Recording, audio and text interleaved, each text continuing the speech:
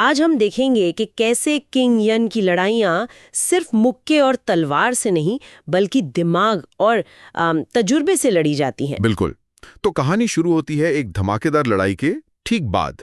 King यन ने ली family के by हुआ को लगभग हरा दिया है। हाँ लेकिन वाई हुआ ने हारने से पहले एक आखिरी दांव खेला है। हाँ उसने एक ब्लड ब्रस्ट पिल खा ली है और यहाँ से माहौल एकदम बदल जाता है। हाँ, ये पिल एक तरह का शॉर्टकट है, जैसे समझ लीजिए एक स्टेरॉइड की तरह।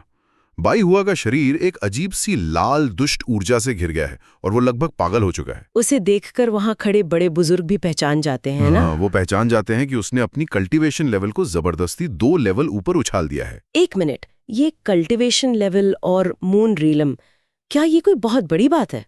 मतलब आसान भाषा में इसका क्या मतलब हुआ? बहुत बड़ी बात है। आप कल्टीवेशन की दुनिया को एक 100 मंजिला बिल्डिंग समझिए। अच्छा। ज्यादातर लोग सीढ़ियों से एक एक मंजिल चढ़ते हैं जिसमें सालों लगते हैं।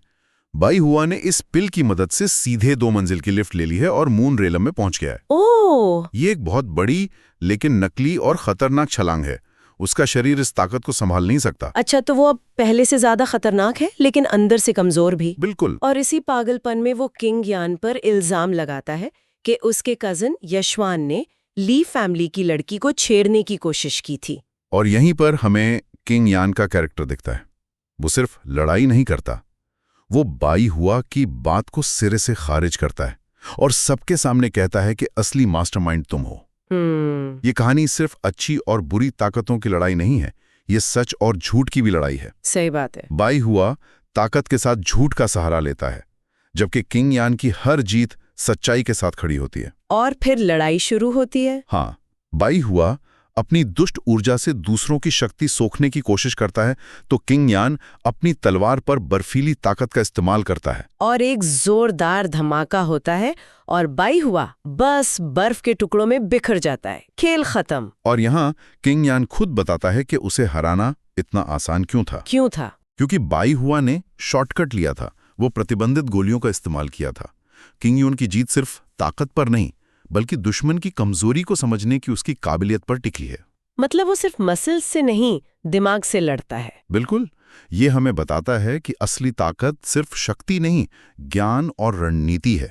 तो बाई हुआ का चैप्टर तो क्लोज हो गया, लेकिन उसकी हार ने एक और बड़े खिलाड़ी को मैदान में उतार दिया है। हाँ, लिन फैमिली का एक शिष्य बदला लेने की कसम खाता है और एक समलिंग स्टोन का इस्तेमाल करता है। एक बुलाने वाला पत्थर। हाँ, और जैसे वो पत्थर एक्टिवेट होता है, आसमान से एक विशाल गोल्डन ग्रिफिन, एक पौराणिक जानवर, सीधा किंग यून की तरफ उतरता है। मतलब लड़ाई खत्म होते ही एक और ड्रामा शुरू।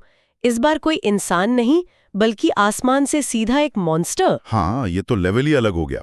और ये कोई आम मॉन्स्टर नहीं है। अच्छा, ये लिन फैमिली का गार्डियन स्पिरिट बीस्ट है, जो असल में लिनो नाम का एक शख्स है जिसने जानवर का रूप ले लिया है। ओह! ये बेस ट्रांसफॉर्मेशन एक बहुत ही ऊंचे दर्जे की तकनीक है जो दिखाती है कि अब किंग लायन के सामने पहले से कहीं ज्यादा ताकतवर दुश्मन है।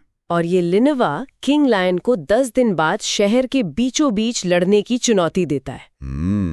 लेकिन किंग लायन का रिएक्शन, वो तो बस उसका मजाक उड़ाता है। कहता है कि रूप बदलना थका देने वाला काम है, इसलिए तुम जल्दी भाग रहे हो, और फिर उसे भूनकर खाने की धमकी देता है। ये आत्मविश्वास है, पर क्या इसमें थोड़ा घमंड भी नहीं झलकता? लगता तो है। एक इमॉर्टल एम्परर के नजरिए से इस नश्वर दुनिया की बड़ी से बड़ी ताकत भी उसके लिए बच्चों का खेल है। वो इस दुनिया को शायद थोड़ा हल्के में ले रहा है। लेकिन फिलहाल तो मुसीबत उस ग्रिफिन के लिए बन जाती है। किंग लायन अपने छोटे से साथी किलन को बुलाता है। हाँ। और किलन वो बस अपने मुंह से आग की एक फुहार छोड़ता है और वो विशाल गोल्डन ग्रिफिन सेकंडों में भुन जाता है। बिल्कुल। और किंग लायन उसमें नमक छिड़कता है जैसे कोई बारबेक्यू की तैयारी कर रहा हो। मतलब वो इतनी बड़ी धमकी देने आया और किंग यान ने उसका रोस्टेड चिकन बना दिया। ये तो बेइज्जती की हद है। ये सीन कहानी में ह्यूमर का एक बेहतरीन इस्तेमाल है। ये दिखाता है कि किंग यान और उसके दुश्मनों के पावर लेवल में जमीन आसमान का फर्क है। एक पावर मूव है ये तो। हाँ, जो एक मजाक की तरह दिखाया गया है। और उस ग्रिफिन बारबेक्यू के बाद किंग यान का ध्यान वापस अपने असली मकसद पर जाता है, अपनी खोई हुई ताकत को फिर से हासिल करना। हाँ, इसके लिए वो और किलन सैवेज बीस्ट माउंटेन में शिकार करने निकल पड़ते हैं। सही कहा। वो वहां जानवरों का शिकार कर रहे हैं ताकि किलन उनके स्पिरिचुअल कोर खाकर और ताकतवर बन सकें। और साथ ही किंग यान किलन की आग जिसे कैंटिक हेवनली फ्लेम कहते हैं, उसका इस्तेमाल करके कुछ शक्तिशाली पिल्स भी बना रहा है। मतलब वो सिर्फ रिएक्ट नहीं कर रहा, वो प्रोएक्टिव है। बिल्कुल, वो लगातार अपनी ताकत बढ़ाने पर काम कर रहा है। लेकिन तभी वहां किंग फेंग स्ट्रॉन्ग होल्ड के कुछ नकाबपोश लोग आ जाते हैं और उनका खाना छीन लेते हैं। और किंग यन उन्हें पहचान लेता है। ये वही लोग हैं जिन्होंने 3 साल पहले उस पर हमला किया था। हाँ, और उनका लीडर किंग यान का मजाक उड़ाते हुए पूछता है, क्या बात है, तुम किसी दूसरी दुनिया में इमॉर्टल एम्परर बनकर लौटे हो क्या? ये एक जबरदस्त विडंबना है, क्योंकि वो अनजाने में बिल्कुल सच बोल रहा है। उसे अंदाजा भी नहीं है कि वो किसके सामने खड़ा है। मुझे एक बात समझ नहीं आई। क्या? अगर किंग यन इतना ही शक्तिशाली है तो उसने इन लोगों को पहली बार में ही क्यों नहीं हराया जब उन्होंने 3 साल पहले हमला किया था? ये एक बेहतरीन सवाल है। उस वक्त वो अपनी इमॉर्टल शक्तियां और यादें सब खो चुका था। वो पूरी तरह से कमजोर था। अच्छा, तो वो एक तरह का रीबूट पीरियड था। हाँ बिल्कुल, और अब वो धीरे धीरे अपनी पुरानी समझ और नई ताकत को मिला रहा है, और इसका सबूत हमें तुरंत मिलता है। बिल्कुल, किंग यान बस अपनी एक उंगली से एक फायरबॉल छोड़ता है और वो लीडर घुटनों पर आ जाता है। और फिर किलिन बाकी सबको पल भर में निपटा देता है। जो लोग कभी उस पर हावी थे, अब उसके सामने एक सेकंड भी नहीं टिक पाते। और फिर वो लीडर डर के मारे उसे एक नक्शा देता है। हाँ, एक खजाने का नक्शा। और जैसे ही किंग यॉन नक्शा देखता है, उसके चेहरे के भाव बदल जाते हैं।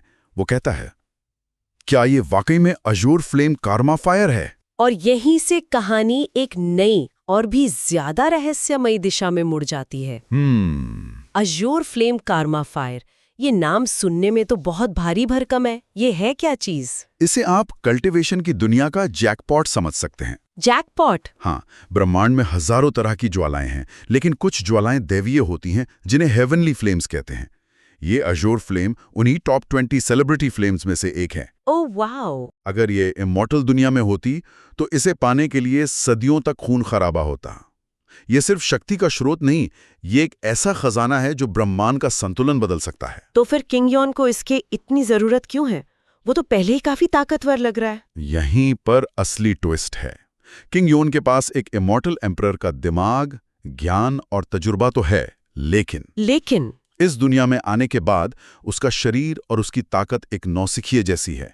ये फ्लेम उसके लिए एक एक्सप्रेस एलिवेटर की तरह है जो उसकी कल्टीवेशन को रॉकेट की रफ्तार से बढ़ा सकती है। मतलब ये उसे अपनी खोई हुई ताकत वापस दिला सकती है। बिल्कुल। तो वो नक्शे के सहारे फॉगी वैली नाम की एक धुंध भरी घाटी में पहुंचते हैं और वहां पहुंचते ही उनका सामना एक अदृश्य बाधा से होता है। एक किलिंग फॉर्मेशन। ये क्या होता है?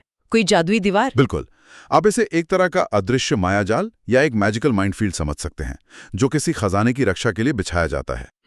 कोई भी आम इंसान इसमें घुसते ही या तो खो जाएगा या मारा जाएगा, लेकिन किंग यॉन के लिए, उसके लिए तो ये बच्चों का खेल होगा। हाँ, जिसका ज्ञान इमॉर्टल लेवल का है, उसके लिए ये बच्चों के बनाए भूल भुलैया जैसा है। वो उसे आसानी से तोड़कर आगे बढ़ जाता है। वाह! और आगे उन्हें हवा में लटकती हुई विशालकाय जंजीरें मिलती हैं, ड्रैगन लॉकिंग फॉर्मेशन। ये सुनने में और भी खतरनाक लग रहा है। हाँ, ये एक बहुत ही शक्तिशाली सील है जिसे किसी बहुत ताकतवर चीज को कैद करने के लिए बनाया गया है। लेकिन किंग यॉन इसे देखकर कहता है, ये तो बस एक डेकोरेशन जैसा है। डेकोरेशन? हाँ, वो उसके 18 कमजोर पॉइंट्स को पहचान लेता है और उन पर हमला करके उसे भी खिलौने की तरह तोड़ देता है। ये दिखाता है कि एक सम्राट की सोच कैसी होती है। वो समस्या को नहीं, समस्या के समाधान को देखता है। बिल्कुल, वो जादू के पीछे का आर्किटेक्चर देख सकता है। और आखिरकार वो उस जगह पहुंचते हैं जहां आग के समुद्र के बीचों बीच अजूर फ्लेम मौजूद है। और वहां इतनी गर्मी है कि ताकतवर किलिन की भी हालत खराब हो जाती है। और फिर आग के अंदर से एक आवाज आती है। हाँ, ये अजूर फ्लेम की आत्मा है। यहां हमें पता चलता है कि ये ज्वाला सिर्फ ऊर्जा नहीं, बल्कि एक जिंदा, सोचने समझने वाली इकाई है, जिसकी अपनी चेतना है। सही कहा। उसे 3000 साल पहले फेंगुजी नाम के एक महान स्वॉर्ड गॉड ने यहाँ कैद किया था, और वो हैरान है कि कोई उसकी कैद को तोड़कर अंदर कैसे आ गया। अजूर फ्लेम किंग यॉन को देखकर उसे कमजोर समझ लेता है ना? हाँ, वो सोचता है कि ये उसके लिए 3000 साल की कैद से आजाद होने का टिकट है। तो वो किंग यॉन के शरीर पर कब्जा करने का प्लान बनाता है और आग में बदलकर सीधे उसके माथे के रास्ते शरीर में घुस जाता है। उसे लगा कि उसे एक एस्केप पॉड मिल गया। हाँ। लेकिन ये उसकी सबसे बड़ी गलती थी। उसे लगा था कि वो एक चूहे का शिकार कर रहा है, पर असल में वो एक सोए हुए शेर की मान में घुस गया है। तो अब लड़ाई बाहरी दुनिया में नहीं, बल्कि किंग यान की चेतना उसके दिमाग के अंदर हो रही है। और अंदर घुसते ही फ्लेम को क्या दिखता है? उसे किंग यान की विशाल, शांत और शुद्ध आध्यात्मिक चेतना का समुद्र दिखता है। उसे एक इमॉर्टल एम्परर की ऊर्जा महसूस होती है और वो पूरी तरह से हिल जाता है। उसे एहसास हो जाता है कि ये कोई आम इंसान नहीं है। बिल्कुल। पर वो फिर भी हार नहीं मानता। उसे लगता है कि भले ही ये कोई बड़ी हस्ती हो, लेकिन अभी इसकी ताकत कम है, तो शायद ये उसे हराने का एक अच्छा मौका है। हाँ, वो एक आखिरी कोशिश करता है, लेकिन किंग यान वो बिल्कुल शांत है। वो अज़ोर फ्लेम को एक एंटरटेनर कहता है। हाँ, जैसे कोई बच्चा उसे गुदगुदाने की कोशिश कर रहा हो।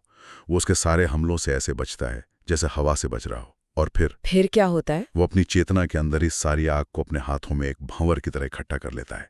ये देखकर अज़ोर फ्लेम की आत्मा पूरी तरह से दहल जाती है और यहीं पर यह हिस्सा खत्म होता है। वाह, मतलब असली युद्ध क्षेत्र शरीर नहीं बल्कि दिमाग है। और उस मैदान का तो किंग लॉयन निर्विवाद सम्राट है। बिल्कुल। आपने बिल्कुल सही समझा। बाई हुआ की हार, गोल्डन ग्रिफिन का मजाक बनना और वो ड्रैगन लॉकिंग फॉर्मेशन का खिलौने की तरह टूटना, ये सब एक ही बात साबित करता है। क्या?